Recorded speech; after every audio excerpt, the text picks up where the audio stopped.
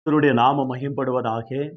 உங்கள் யாவருக்கும் ஆண்டவராகிய இயேசு கிறிஸ்துவின் நாமத்தினாலே என் அன்பின் வாழ்த்துக்களை சொல்லிக்கொள்ள ஆசைப்படுகிறேன். எனக்கு அருமையானவர்களே, இந்த நாளுக்கூட விசேஷமாக நல்லதொரு பாடத்தை கற்றுக்கொள்ள கர்த்தர் நமக்கு உதவி செய்வாராக. அருமையானவர்களே, இந்த நாளுக்கூட விசேஷமாக பிதாவாகிய தேவன் உங்களை காண செய்த இந்த நல்ல தருணத்துக்காக நான் பிதாவாகிய தேவனுக்கு கோடான கோடி ஸ்தோத்திரத்தை செலுத்துகிறேன். அருமையானவர்களே, காசா ஏசா? காசு வேணுமா, இயேசு வேணுமா? இயேசு வேண்டுமா, காசு வேண்டுமா? இவைகளெல்லாம் தலைப்பாயா அப்படின்னு கூட நீங்க கேட்கலாம். இந்த நாள் மெசேஜினுடைய தலைப்பு, டாபிக்கு அருமையாக, do you want Jesus or do you want money? இயேசு வேண்டுமா, காசு வேண்டுமா? இயேசு வேண்டுமா, காசு வேண்டுமா? காசா ஏசா? எனக்கு அருமையானவர்களே, இந்த உலகத்தில் ஆச்சரியப்படக்கூடிய ஒரு காலம் இந்த காலம். அப்படிப்பட்ட ஒரு காலம். இந்த மீடியா இல்லாத நாட்களில் மனிதர்களிடத்தில் பாசம் அதிகமா இருந்தது. இந்த மீடியா இல்லாத நாட்களில் ரேடியோவில் எப்போ கேட்போம், அந்த டில்லி வானிலை அல்லது ஸ்ரீலங்கா ஒளிபரப்பு அப்படின்னு சொல்லி ரேடியோ மூலமாக கேட்போம். அது பிற்பாடு பஞ்சாயத்து டிவி வந்தது, பிளாக் அண்ட் ஒயிட்டு. ஊரெல்லாம் தெருவில் உட்கார்ந்து பஞ்சாயத்து அந்த ஆஃபீஸ் ஆண்டு கேட்போம். இந்த மீடியா வந்த பிற்பாடு அதுக்கு அடுத்தது கடிதம். கடிதம் மூலமாக பாசம், அன்புள்ள அப்பா அம்மா மாமா மச்சான் எல்லாமே பாசம். அதுக்கு அடுத்தது டெலிகிராம். அதுக்கு அடுத்தது மனிதர்கள் குடும்பமாக போவது வருவது. இந்த சம்மர் டைமில் அவங்கவுங்க சொந்தக்காரர்கள் வீட்டுக்கு உறவுகள் குடும்பமாக கடந்து சென்ற அந்த கம்யூனிகேஷன் அதிகமாக இருந்தது. இப்போ மீடியா வந்தது, சோசியல் மீடியா ஏகப்பட்ட வழி இருக்கு. அது எத்தனை வகை இருக்கோ உங்களுக்கு நன்றாக தெரியும். வாட்ஸ்அப்பு, ட்விட்டரு, ஃபேஸ்புக்கு, இன்ஸ்டாகிராமு, என்னென்ன வேணுமோ அத்தனையும் மீடியா மூலமாக இன்றைக்கு மனிதன் எல்லாவற்றிலும் அந்த மீடியா மூலமாக, அமெரிக்காவில் இருக்கணுமா, ஆஸ்திரேலியாவில் இருக்கணுமா, வெளிநாடுகளில் இங்கிருந்துங்கன்னே இப்படி நான் உங்களோடு கூட கம்யூனிகேஷன் எப்படி செய்தியை பகிர்ந்து கொள்கிறனோ இவ்வண்ணமாக பேசிக்கொள்ளலாம். இப்பொழுது ஏமாமா அத்தியோட்டு கூட வீட்டுக்கு வரல அப்படின்னு சொல்றதெல்லாம் போய், ஏமாமா நீங்கள் ஃபேஸ்புக்கில் வாட்ஸ்அப்பில் வர்றதே இல்லை டெய்லியும் என்று கேட்குற அளவில் ஆயிடுச்சு. ஐயா போதகரே, எங்கள் ஊருக்கு எப்போ வருவீங்க, எங்கள் வீட்டுக்கு எப்போ வருவீங்க அப்படின்னு சொல்கிறதெல்லாம் போயிட்டு, என்ன நீங்கள் ரொம்ப நாள் ஆச்சு வாட்ஸ்அப்பில் வந்து, ஃபேஸ்புக்கில் வந்து, வீடியோவில் வந்து பார்த்து அப்படின்னு கேட்குற அளவில் இன்றைக்கு மனிதன் மாறிவிட்டான். இன்றைக்கு உலகம் பணம் இருந்தால் தான் மதிப்பு. பணம், பதவி, அவங்க நகை நட்டுகள், வசதி வாய்ப்புகள் இருக்குமானால் நமக்கு முறையே இல்லாவிட்டாலும் அண்ணான்னு கூப்பிடுவான், மாமான்னு கூப்பிடுவான், மச்சான்னு கூப்பிடுவான், சித்தப்பான்னு கூப்பிடுவான், பெரியப்பான்னு கூப்பிடுவான், ஐயா அப்படியெல்லாம் கூப்பிடுவான். பணம் இருந்தால், பதவி இருந்தால், நகை நட்டு இருந்தால், ஆஸ்தி இருந்தால். பணம் பந்தியில, குணம் குப்பையில். பணம் பத்தும் பேசும், பணம் பாதாள வெளியும் பேசுமா. பணம் இருந்தால் பெணமும் வாயை திறக்கும் என்று சொல்லுவார்கள். பணம் இல்லாவிட்டால் இந்த உலகம் உன்னை மதிக்காது. பணம் இல்லாவிட்டால் உன் மனைவி மதிக்க மாட்டா, கணவன் மதிக்க மாட்டா, பிள்ளைங்க மதிக்க மாட்டாங்க, பெற்றோர்கள் மதிக்க மாட்டாங்க, பெற்றோர்கள் பிள்ளைகளை மதிக்க மாட்டாங்க, சொந்த பந்தம் மதிக்க மாட்டாங்க, நம்ம சமுதாயமே மதிக்காது பாருங்க பணம் இல்லாவிட்டால். ஆனா இருந்தாலும் இல்லாவிட்டாலும் என் இயேசு உன்னை நேசிக்கிறார், அவரும் கூட இருக்கிறார். நம்முடைய ஆண்டவர் நல்லவர். எனக்கு அருமையானவர்களே, பணம் பத்தும் செய்யும். பணம் இல்லாம இந்த உலகத்துல யாருமே வாழ முடியாது. பணம் அது பெணம். பணம் பாதாள வழியும் பேசுமா. நிறைய பாட்டல்ல, என் பணம் தான் உன் பணம் தான் என்று சொல்லி. பணம் இல்லாவிட்டால் உலகம் இல்லை. ஆகவே இயேசு வேண்டுமா, காசு வேண்டுமா? எனக்கு அருமையானவில்லை, இந்த நாளில் கூட சேஷமாக உலகத்தில் இருக்கிற எத்தனையோ விதமான கோடி மக்கள் மத்தியில சில மனிதர்கள் தினந்தோறும் பார்க்கிறோம். பஸ் ஸ்டாண்ட்ல, கடைகளாண்ட, ரயில்வே ஸ்டேஷன்ல, ஒவ்வொரு ஜனக்கூட்டம் நடுவில் இப்படி ஜனங்கள் மிகுதியா இருக்கிற இடங்கள் எல்லாம் சில பிச்சைக்காரர்களை நாம் பார்க்கிறோம். அல்லாது தர்மம் ஏந்துகிறவர்கள், உதவி கேட்கிறவர்கள், அவர்கள் தர்மம் ஏந்துகிறவர்கள், உதவி கேட்கிறவர்கள் தான் சொல்ல வேண்டும் என்று சொல்லப்படுகிறது. ஆனா மாமூலாக பிச்சைக்காரர்கள் சொல்லுவோம். அவர்கள் ஒவ்வொரு நாளும் எவ்வளவு சம்பாதிக்கிறார்கள், ஒவ்வொரு நாளும் எவ்வளவு கொடுத்தாலும் காசு கேட்டுக்கொண்டே இருப்பார்கள். காலையிலிருந்து சாயங்காலம் வரையும் அவங்களை திருப்தி அடைய மாட்டார்கள். அவனமாக பைபிள்ல கூட எத்தனையோ பேர் வாழ்க்கையில அவர்கள் காசு பக்கம் இருந்தவர்கள் இயேசு பக்கம் வந்தார்கள். இதுதான் நம்முடைய டாபிக். அதுக்காக தான் இயேசு வேணுமா, காசு வேணுமா? Do you want money or do you want Jesus? What you want? Money and Jesus. Money or Jesus? What you want? எதை லைக் பண்ணுவீங்க? ஏசா, காசா? இன்றைக்கு அநேக சொந்தக்காரன் கூட காசு இருந்தா தான் சொந்தம் பாராட்டுறா. ஆனா காசு இல்லைனாக்கா எவனுமே வரமாட்டான் வீட்டு வாசப்படியில் கூட. சொல்லுவாங்க, பணம் இல்லாவிட்டால் பணம் கூட ஒன்றும் மதிக்காது. பெத்தவங்க கூட மதிக்க மாட்டாங்க, கட்டணம் கூட மதிக்க மாட்டான் பணம் இல்லைன்னா. அந்த மாதிரி காலத்தில், அந்த மாதிரி நேரத்தில் இருக்கிறோம். நாம் யார் எங்க நோக்கி ஓடிக்கொண்டு இருக்கிறோம்? இந்த உலகத்தில் பணம் பணம் பணம் பணம் பணம் பேய் என்று சொல்லுவாங்க. பணம் இருந்தாதான் பேசுவான், பணம் இல்லாவிட்டால் பேச மாட்டான். அவங்க யாருங்க? தெரியாதுங்க. சொந்தக்காரங்களா? தெரியாதுங்க. அவங்களுக்கு எங்களுக்கும் புரியாதுங்க, யாருன்னு தெரியல. பணம் பேசுது. ஆகவே பைபிளில் கூட சிலர் காசுக்காக இயேசுவை விட்டார்கள், இயேசுவுக்காக காசை விட்டார்கள். ஆகதான் இயேசு வேணுமா, காசு வேணுமா? அப்போஸ்தலர் புஸ்தகம் 3ஆம் அதிகாரம் 1 முதல் 12 வாக்கியங்கள், 16ஆம் வாக்கியம், 4ஆம் அதிகாரம் 22ஆம் வசனம். அப்போஸ்தலர் புஸ்தகம் The Book of Acts chapter 3 verse 1 to 11. வாசிக்கிறேன் பாருங்க. ஜெப வேளையாகிய 9ஆம் மணி நேரத்தில் பேதுரும் யோவானும் தேவாலயத்துக்கு போனார்கள். அப்பொழுது தான் தாயின் வயிற்றிலிருந்து சப்பானியா பிறந்த ஒரு மனுஷனை சுமந்து கொண்டு வந்தார்கள். தேவாலயத்தில் பிரவேசிக்கிறவர்களிடத்தில் பிச்சை கேட்கும்படி நாடோறும் அவனை அலங்கார வாசல் எண்ணப்பட்ட தேவாலய வாசல் அண்டையில வைப்பார்கள். தேவாலயத்தில் பிரவேசிக்க போகிற பேதுருவையும் யோவானையும் அவன் கண்டு பிச்சை கேட்டான். பேதுரு யோவானும் அவனை உற்று பார்த்து, எங்களை நோக்கி பார் என்றார்கள். அவன் அவர்களிடத்தில் ஏதாவது கிடைக்கும் என்று எண்ணி அவர்களை நோக்கி பார்த்தான். அப்பொழுது பேதுரு, வெள்ளியும் பொன்னும் என்னிடத்தில் இல்லை, என்னிடத்தில் உள்ளது உனக்கு தருகிறேன். நசரனாகிய இயேசு கிறிஸ்துவின் நாமத்தினாலே நீ எழுந்து நட என்று சொல்லி வலது கையினால் அவனை பிடித்து தூக்கிவிட்டான். உடனே அவனுடைய கால்களும் கரடுகளும் பலன் கொண்டது. அவன் குதித்து எழுந்து நடந்து குதித்து தேவனை துதித்து கொண்டு அவர்களுடனே கூட தேவாலயத்துக்குள் பிரவேசித்தான். அவன் நடக்கிறதையும் தேவனை துதிக்கிறதையும் ஜனங்கள் எல்லாரும் கண்டு தேவாலயத்தின் அலங்கார வாசல் அண்டையிலே பிச்சை கேட்க உட்கார்ந்திருந்தவன் இவன் தான் என்று அறிந்து அவனுக்கு சம்பவித்ததை குறித்து மிகவும் பிரமித்து ஆச்சரியப்பட்டு பிரமித்தார்கள். குணமாக்கப்பட்ட சப்பானி பேதுருவும் யோவானையும் பற்றி கொண்டு இருக்கிற ஜனங்கள் எல்லாரும் பிரமித்து சாலமோன் மண்டபம் எண்ணப்பட்ட மண்டபத்திலே அவர்களிடத்திற்கு ஓடி வந்தார்கள். பேதுரு அவர்களை கண்டு ஜனங்களை நோக்கி, இஸ்ரவேலரே, இதை குறித்து நீங்கள் ஆச்சரியப்படுகிறது என்ன? நாங்கள் எங்கள் சுய சக்தினாலாவதும் எங்கள் சுய பக்தினாலாவது இவனை நடக்க பணினம் என்று நீங்கள் எங்களை நோக்கி பார்க்கிறது என்ன? அருமையான பதில் கேள்வி அந்த இடத்துல வருகிறத பார்க்கிறோம்.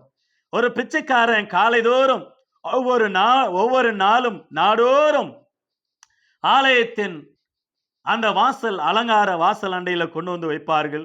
காலையிலேருந்து சாயங்காலம் வரையும் காசு கேட்டுக்கொண்டே இருப்பான். காசு, காசு, காசு, காசு, காசு. காசு குடுத்துக்கிட்டே இருந்தா அவன் திருப்தி அடைவானா? பணப்பிரியன் பணத்தினால திருப்தி அடைவதில்லை. செல்வப்பிரியன் செல்வத்தினால திருப்தி அடைவதில்லை என்று பிரசங்கில் அருமையாக சொல்லப்படுகிற வார்த்தையை நாம் கவனிக்கிறோம். எனக்கு அருமையானவில்லை, இவன் நாடோறும் காசு கேட்டுக்கொண்டு இருக்கிறான். ஒரு நாள் ஜபாலயத்திற்கு பேதுரும் யோவானும் வருகிறார்கள். அந்த நேரத்தில் பேதுரு சொல்லுகிறான், எங்களை நோக்கி பார், எங்களை நோக்கி பார், ஏதாவது கிடைக்குமா என்று நோக்கி பார்த்தான். ஆனா இயேசு குறித்து சொன்னார்கள், இயேசுவின் நாமத்தினாலே, நசனாகி இயேசுவின் நாமத்தினாலே நீ எழுந்து நட என்று அவனை கரத்தை பிடித்து தூக்கின உடனே எழுந்தான், நடந்தான், குதித்தான், நடந்தான், குதித்தான், தேவாலயத்தில் கடந்து சென்றான், நடந்தான், குதித்தான், தேவனை துதித்தான். இப்பொழுது தேவனுடைய ஆலயத்துக்குள்ள கடந்து சென்று காசு காசுன்னு சொன்னவன் இப்ப இயேசு இயேசுன்னு சொல்லி கொண்டு இருக்கிறான். ஆகையினாலதான் உனக்கு காசு வேணுமா, இயேசு வேணுமா? காசே கெதி என்று சொல்லி ஒவ்வொரு நாடோறும் உட்கார்ந்து கொண்டிருந்த காசு கேட்டு கொண்டிருந்த பிச்சைக்காரன் தான் தாயின் கருவிலே பிறந்தது முதல் சப்பானியா பிறந்த மனிதன் இப்பொழுது எழுந்து நடக்கிறான். நடந்தான், நடந்தான், குதித்தான், தேவனை துதித்தான். காசுன்னு சொன்னவனுக்கு இப்ப இயேசு அவனுக்கு வெளிச்சமாயிட்டார். இயேசு இயேசு என்று ஓடுறான், துதித்தான். அங்க இருக்க ஜனங்கள் ஆச்சரியப்படுறாங்க, நீங்க எங்களை நோக்கி பார்க்கறீங்க, எங்களை சக்தினாலாவது எங்களை பக்தினால் ஆகி ஒன்று செய்ய இயலாது. இவனுக்கு சுகம் தந்தது ஆண்டவராக இயேசு கிறிஸ்தானவர். அவருடைய நாமத்தினால் சுகம் கிடைச்சது, அற்புதம் நடந்தது, அதிசயம் நடந்தது. இவன் எழுந்து நடக்கிறான். 4ஆம் அதிகாரம் 22ஆம் வசனத்தில் வாசிக்கிற ஏறத்தாழ 40 வயது உள்ள மனிதன் ஆண்டவர் அற்புதம் செய்தார். சுகந்த அற்புதம் இயேசுவின் நாமத்தினாலே. நீங்க காசு காசுன்னு ஓடுறீங்க, காசு ஒரு நாளைக்கு உங்களை ஏமாற்றும். காசு உங்களுக்கு திருப்தி தராது. பணம், கோடி கோடி பணம் இருக்கு, சமாதானம் இல்லை, சந்தோஷம் இல்லை, நிம்மதி இல்லை, வாழ்க்கை இல்லை, ஒன்றுமே இல்லை, தூக்கம் இல்லை, சுகம் இல்லை, ஆரோக்கியம் இல்லை. ஆனா இயேசு ஒன்று இருந்தால் இவைகள் எல்லாம் நமக்கு பின்னாடி. அநேகர் காசு இருந்தா போதும், எல்லாத்தையும் சாதிக்கலாம், காசு இருந்தா எல்லாத்தையும் வாங்கிடலாம். வாங்க முடியாதது காசு இருந்தா டைம் வாங்க முடியாது, கடவுளை வாங்க முடியாது, அப்பா அம்மா வாங்க முடியாது, நிம்மதியை வாங்க முடியாது, பரலோகத்தை வாங்க முடியாது. Be careful. பணத்தினால் எல்லாம் வாங்கிடலாம் நினைக்க கூடாது. மத்திய 19ஆம் அதிகாரத்தில் ஒரு பெரிய கோடீஸ்வரன், ஐஸ்வர்யம் உள்ள ஒரு வாலிபன் வந்தா, பணத்தினால் எதையும் சாதிக்கலாம் என்று. ஆண்டவரே, இயேசுவே, நித்திய ஜீவனே, சம்பாதித்துக் கொள்வதற்கு நான் என்ன செய்ய வேண்டும்? கட்டளையில கைக்கொள், நான் கை கொள்கிறேன். ஒன்று செய், உனக்கு உண்டானது எல்லாவற்றையும் விற்று தரித்திர கொடுத்து என்னை பின்பற்றி வா, அப்பொழுது பரலோகத்தில் உனக்கு நித்திய ஜீவன்.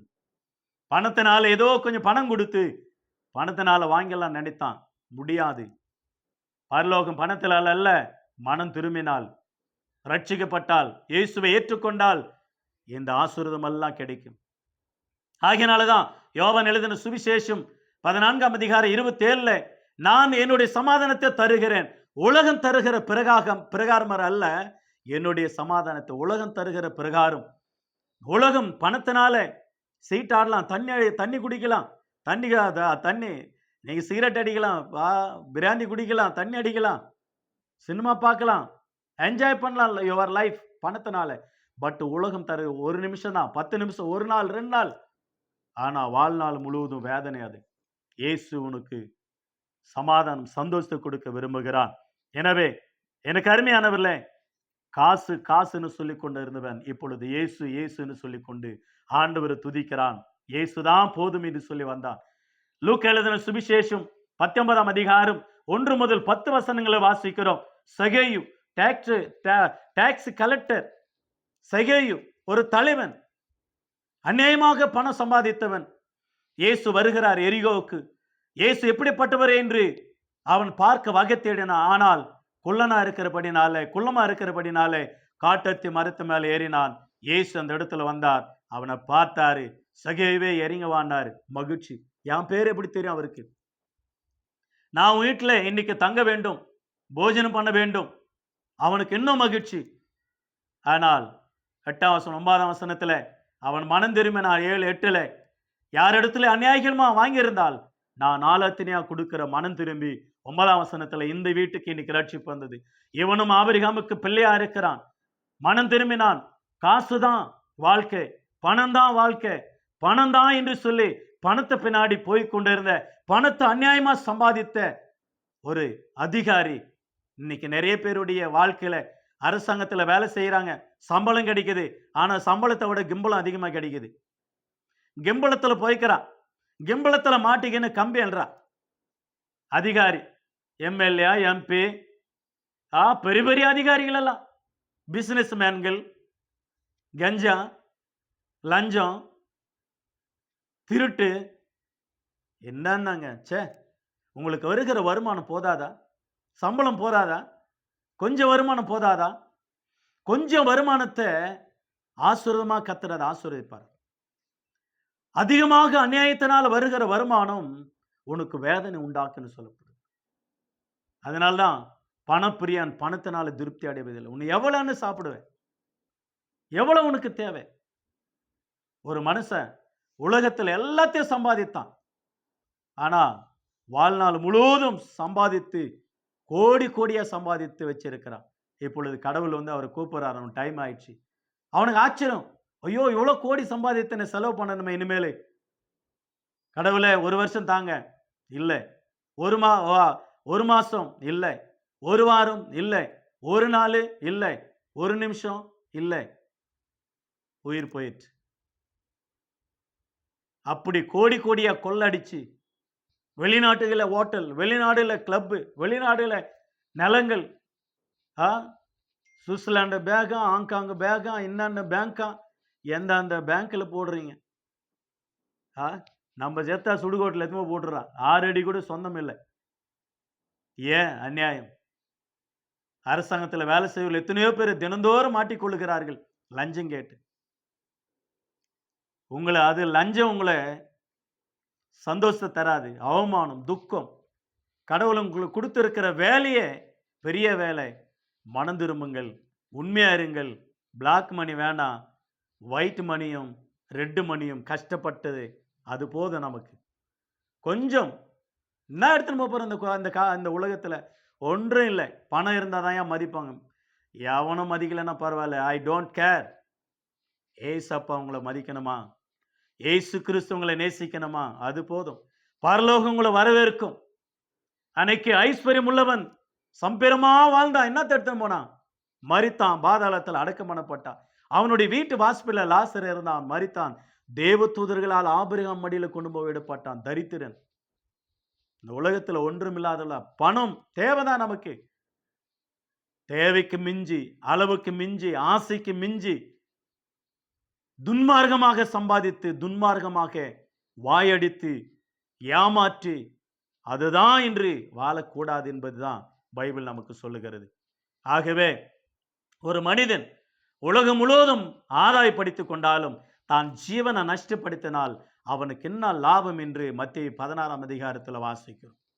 எனவே எனக்கு அருமையானவில்லை, நம்முடைய வாழ்க்கையில இந்த இடத்துல பாருங்க, அந்த பிச்சைக்காரன் காசு காசு நம்ம இப்ப இயேசுன்னு ஓடுகிறான் பாருங்க. அநியாயமா சம்பாதித்த சகையு காசு காசுன்னு வாழ்ந்த மனிதன் இப்போ இயேசுன்னு ஓடிக்கொண்டு இருக்கிறார். எனக்கு அருமையானவர்களே, அதே வண்ணமாக மார்க் எழுதின சுவிசேஷம் 10ஆம் அதிகாரம் 46 முதல் 52 வசனங்களில் பர்தேமியுன்றதான குருடன் எரிகோ பட்டணத்தில் அந்த வழி ஓரமாக பிச்சை கேட்டு கொண்டு இருக்கிறான். ஆண்டவர் வந்தார் அந்த வழியாக. யார் போகிறது? என்ன சவுண்டு? நசனாகி இயேசு போகிறார். அப்படியா? நசனாகி இயேசுவே, தாவீதின் குமாரனே, எனக்கு இறங்கும் என்று கெஞ்ச மன்றாடுகிறான். இயேசு அந்த இடத்துல நின்று அவனை அழைத்தார். காசுதான் கெதி, காசுதான் போதும், காசு காசு என்று பிச்சை கேட்டு கொண்டிருந்த பர்தேமியு குருடனுடைய வாழ்வில் இயேசு சந்தித்தார். உனக்கு என்னப்பா வேணும்? ஆண்டவரே, நான் பார்வை அடையணும். கனடாவில் நல்லா பாடி இருக்கிறாங்க பாட்டு, கனடா பாடல். உட்டு குருடன் ஐயா, நான் பதுக்கு கெட்டதையா. எவ்வளோ அருமையா நல்ல பாட்டு. எனக்கு ரொம்ப பிடிக்கும் அந்த கன்னட பாட்டு. Very wonderful, good songs. And video with video. அந்த பர்தேமி குருடன் இப்பொழுது இயேசு இயேசு என்று சொல்லி அநேக குருடர்கள் கூட பைபிளில் நாம் பார்க்கிறோம்.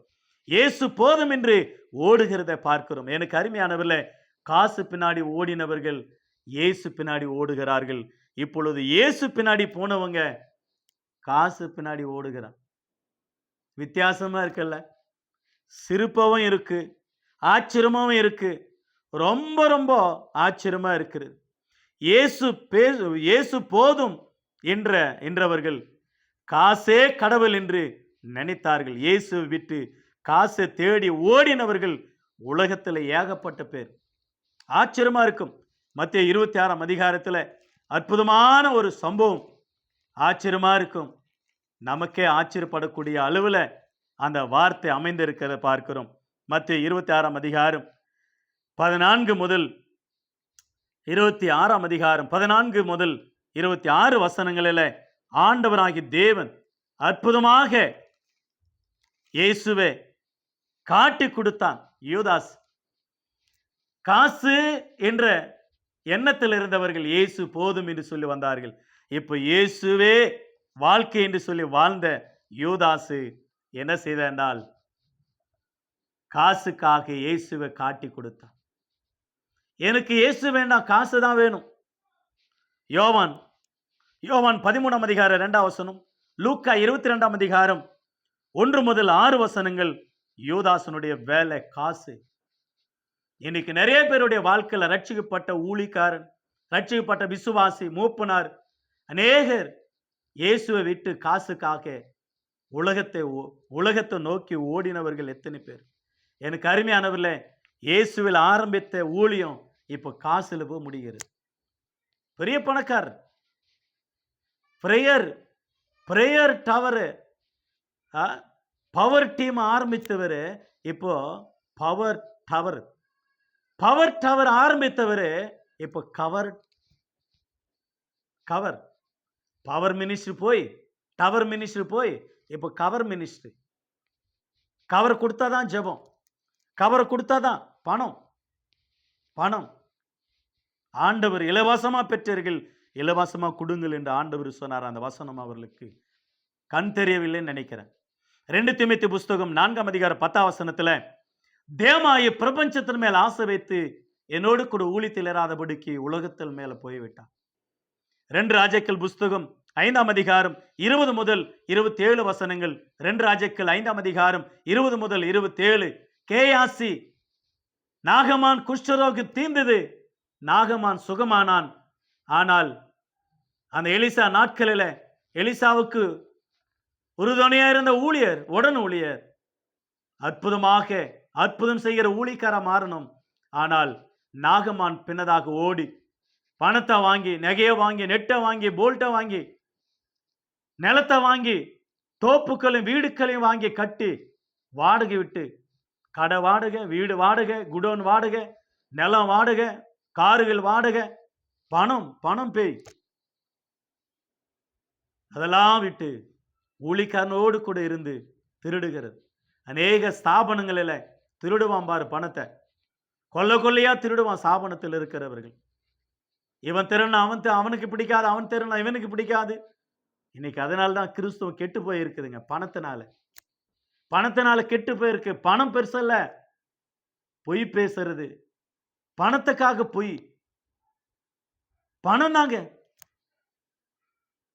வாழ்க்கைய. உண்மையை பேசுங்க, உண்மையா இருங்க, உத்தமமா இருங்க. ஆண்டவர் சொன்ன கொஞ்சத்துல உண்மையுள்ளவன் அநேகத்தில் அதிகாரியா வைப்பேன். உண்மையாயிரு. கொஞ்சத்துல, வீட்டுல, சபையில யாரை நம்பியும் கள்ளப்பெட்டி கொடுக்க முடியல. ஏன்னா யூதாஸ் வேலை. யாரை நம்பி ஒரு பொறுப்பு கொடுக்க முடியல, யாரை நம்பி சாவி கொடுக்க முடியல. பீரோ சாவி. வீட்டுல திருடு, வேலை ஸ்தலத்துல திருடு, சபையில திருடு, அரசாங்கத்துல திருடு, பொய், பித்தலாட்டம். அந்த பணம் உன்னை என்ன செய்யும்? உனக்கு எதுக்கு அது? கடவுள் கொடுக்கிறது ஒவ்வொரு நாளும், அனுதினமும், ஒவ்வொரு நாளும், தினந்தோறும் கர்த்தர் உன்னை போஷிக்கிறார். அது போதும். ஆகாயத்த பட்சிகளை பாருங்கள், அதை விதைக்கிறதிலும், அறுக்கிறதிலும், நூற்கிறதிலும், களஞ்சத்தில் சேர்க்கிறதிலும் பரமபிதா அவைகளை பிழைப்பூட்டுகிறார். அவைகளை காட்டில நீங்கள் விசேஷித்தவர்கள் சொன்னார். கேயாசி வாழ்நாள் முழுவதும் நாகமாடைய குஷ்டரோகத்தில் அவனுடைய சந்ததியாக சபிக்கப்பட்ட குஷ்டரோகமா மாறிட்டு அநேகருடைய வேதனைப்பட்டு வட்டி மேல வட்டி, வட்டி மேல வட்டி, வட்டி மேல வட்டி, காசு, அநியாயமான வட்டி, கரன்சி வட்டி, மீட்டர் வட்டி, இதெல்லாம் உங்களை பாதிக்கும். அவனுடைய சாபம் உங்களை குடும்பத்தை பிடித்துக் கொள்ளும். அதெல்லாம் செய்யாதீங்க. உதவி செய்யுங்க உங்களாண்ட இருந்தா. உபத்திரம் படுத்தாதீங்க. பண ஆசை எல்லாம் தீமைக்கு வேறா இருக்கிறது. படிக்க போற பைபிள் இன்னும் லூக்கா எழுதின சுவிசேஷம் 8ஆம் அதிகாரம். அந்த 8ஆம் அதிகாரத்துல விதைக்கிற ஒரு விவசாயி குறித்து ஆண்டவர் பேசினார். பேசிக்கொண்டே வந்த பிற்பாடு 12, 13, 14 அந்த விதையானது தேவனுடைய வசனம். விதைக்கிறவர் ஆண்டவராகிய இயேசு கிறிஸ்துவானவர். சிலர் அதை கேட்டு சந்தோஷத்தோடு ஏற்றுக்கொண்டு இப்பிரபஞ்சத்தின் மயக்கும், ஐஸ்வர்யம் மயக்கும், அதனால அந்த வசனம் வேர்கொள்ளாதனால ஆண்டவரை விட்டு தூரம் போகிறார்கள். இன்னைக்கு அநேகர் வசனத்தை கேட்கிறான், கிறிஸ்துவாக இருக்கிறான். ஆனா அந்த வசனம் கிரியை செய்கிறதுல மனம் திரும்பணும், லஞ்சம் வாங்கக்கூடாது, நேர்மையா இருக்கணும், பொய் பேசக்கூடாது, கொஞ்சத்தில் உண்மையா இருக்கணும், திருடக்கூடாது என்ற ஒரு எண்ணம் அந்த வசனம் அவனை இருதயத்தில் எடுத்து போடுறான் பிசாசு.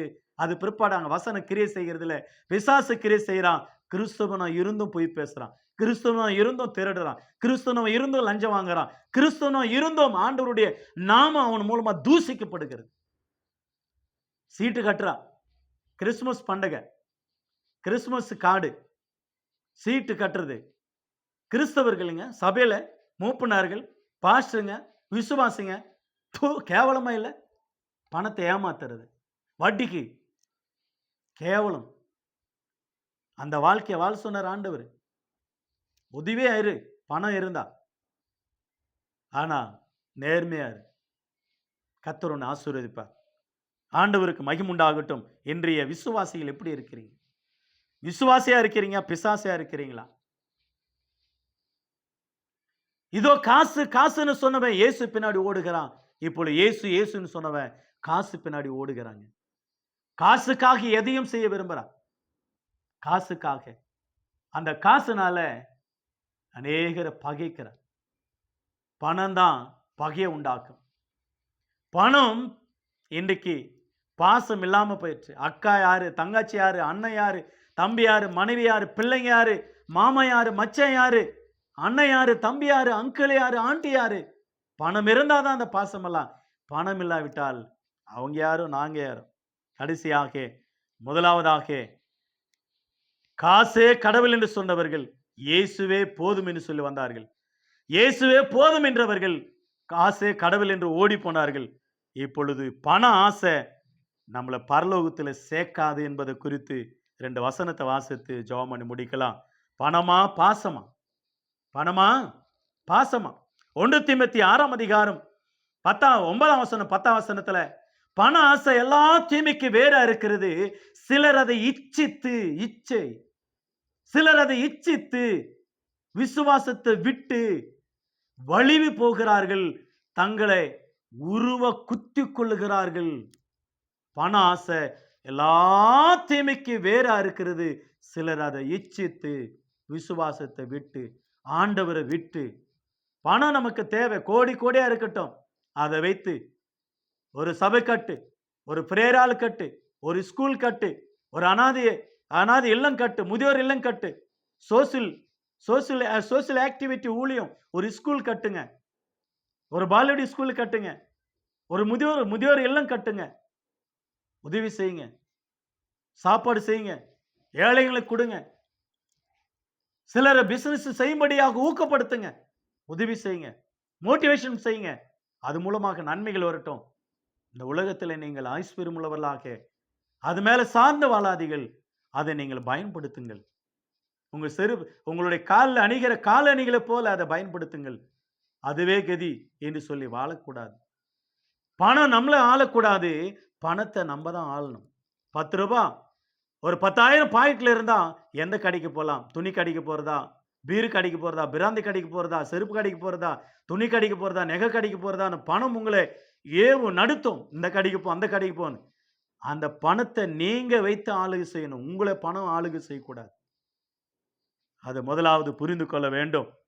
பிரசங்கின் புஸ்தகம் 5ஆம் அதிகாரம் 10ஆம் வசனத்துல பண ஆசை, பணப்பிரியன் பணத்தினால திருப்தி அடைவதில்லை, செல்வ பிரியன் செல்வத்தினால திருப்தி அடைவதில்லை. திருப்தி அடைய முடியாது. பணம் எல்லாவற்றுக்கும் பணம் உதவும். ஆனா எல்லாவற்றுக்கும் தீமை பணம். ஆகவே எனக்கு அருமையானவர்களே, லூக்கா 12ஆம் அதிகாரம் 15 முதல் 21 வசனங்களில் வாசிக்கிறோம். ஒரு ஐஸ்வர்யமுள்ள மனுஷன் நிலங்களால் நன்றாக வழிந்தது. என்ன செய்வன் நினைத்தான். தங்களுடைய அந்த விளைச்சல்களை அவன் சேர்த்து வைக்கிற அம்பாரத்தை இன்னும் பெரிதாக்கினான், சேர்த்து வைத்தான். ஆத்மா பார்த்தான், என் ஆத்மா தலைமுறைக்கு உனக்கு நான் வைத்திருக்கிற சம்பாதித்திருக்கிற திருப்திய புசித்து குடித்து பூரிப்பாயிரு, சந்தோஷம் தன்னுடைய இருதயத்தில் சொல்லி கொண்டிருக்கிறான். ஆண்டவர் அவனை பார்த்து மதிக்கேடனே, இன்றைக்கு நீ செத்தால் நீ சேர்த்து இருக்கிற ஆஸ்தி யாருடையதாகும். இன்னைக்கு நிறைய பேர் அப்படிதான் செத்து போறான். யாருக்கும் கொடுக்காத சேர்த்து வைக்கிறான். அநேகருடைய வெளிநாடுகள் கூட வாங்கி சேர்த்து வைக்கிறான். சின்ன ஊழிக்காரல கொடுக்கறது இல்ல, பிள்ளை இல்ல, குள்ளி இல்ல, ஒண்ணும் இல்ல, சேர்த்து வச்சு அநியாயமா எடுத்துட்டு போறான், அநியாயமா போறான். எனக்கு அருமையானவில்லை, நம்முடைய வாழ்க்கையில நாம் யார் எப்படி இருக்கணும் என்பது குறித்து அநேக தலைவர்கள் இந்த உலகத்துல, கிறிஸ்தவர்களும் உலக தலைவர்களும் அநேகர் நமக்கு ஒரு முன்மாதிரி வாழ்ந்து கொள்ள வேண்டும். அவர்கள் எல்லாம் நமக்கு ஒரு சந்தோஷத்தை கொடுக்கும். மத்தேயு சுவிசேஷம் 16ஆம் அதிகாரம் 26ஆம் வசனத்துல வாசிக்கிறோம். அற்புதமான ஒரு வார்த்தை. 16ஆம் அதிகாரம் 26ஆம் வசனத்துல, தன்னுடைய ஆத்துமாவை நஷ்டப்படுத்தினால் அவனுக்கு என்ன லாபம், அவனுக்கு என்ன லாபம். யோவான் எழுதின சுவிசேஷம் 14ஆம் அதிகாரம் 1ஆம் வசனத்துல, உங்கள் இருதயம் கலங்காது இருப்பதாக தேவனிடத்திலும் என்னிடத்திலும் விசுவாசம் உடையவர்களாக இருங்கள். 27ஆம் வசனத்துல சொல்லப்படுகிறது, நீங்கள் சமாதானம் உலகம் தருகிற பிரகாரம் அல்ல, என்னுடைய மகிழ்ச்சி என்னுடைய சமாதானத்தை உங்களுக்கு தருகிறேன். ஆகவே யோவான் எழுதின சுவிசேஷம் 14ஆம் அதிகாரம் 1ஆம் வசனத்துல கலங்காதிருங்கள். ஐஸ்வர்யங்கள் பெருகினால் அவங்கள பார்த்து நீங்க சந்தோஷப்படாதீங்க. அவங்கள மாதிரி நம்ம வாழணும்னு நினைக்காதீங்க. அவங்கள விட நம்ம சந்தோஷமா வைத்து இருக்கிறான்.